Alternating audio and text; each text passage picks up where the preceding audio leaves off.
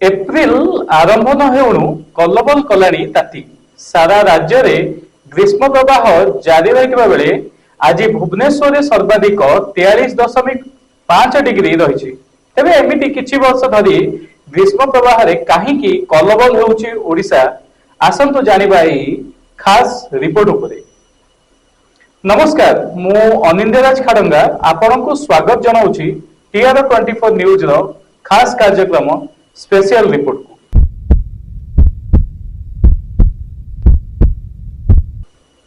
आपण माने जानिथिबे गत किछि दशंधि धरी राज्य रे ग्रीष्म प्रवाह जारी रहिथिबा बेले असह्य ताती अनुभव करूछन्ती सारा ओडिसा रो लोके।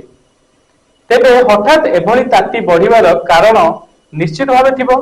तेबे आसंतु जानिबा सेही कारण गुडिक विषय रे। तेबे विशेष कारण गुडिक मनुष्यकृत अटे। आज जीवन शैली रे आमे दिन को दिन गछ काटी प्राकृतिक जंगल नष्ट करूछु, किंतु ता ऊपर गोड़ी तोलुछु कंक्रीट जंगल। प्राकृतिक जंगल नष्ट फल रे आज आमे ताती रे रहिबा पई बाध्य होउछे। सेही भली आउ एक कारण हेउछि एसी बा शीतताप नियंत्रण रो बहुल व्यवहार। एसी द्वारा घर किंबा गाड़ी भितर सिना ठंडा हो जाए, किंतु बाहर गरम गैस मध्य वायुमंडल को जाई उत्ताप वृद्धि करिथाए।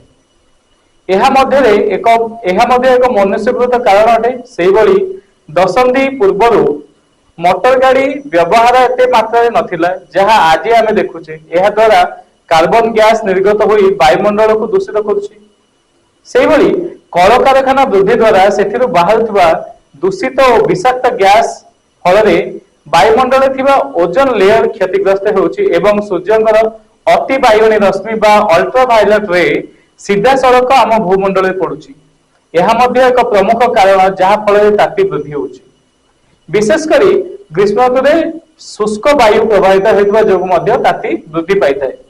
तेबे आमे एठी कहि रखिबा कि आम चाली चलन लोक देखानिया उच्च अट्टालिका विलास व्यसन पई आज आमे प्रकृति को जो भली क्षति घटाऊछु, प्रकृति मध्य अनुरूप भावे मनीष को तथा समग्र जीव जगत को सही क्षति फेरई दे थाए।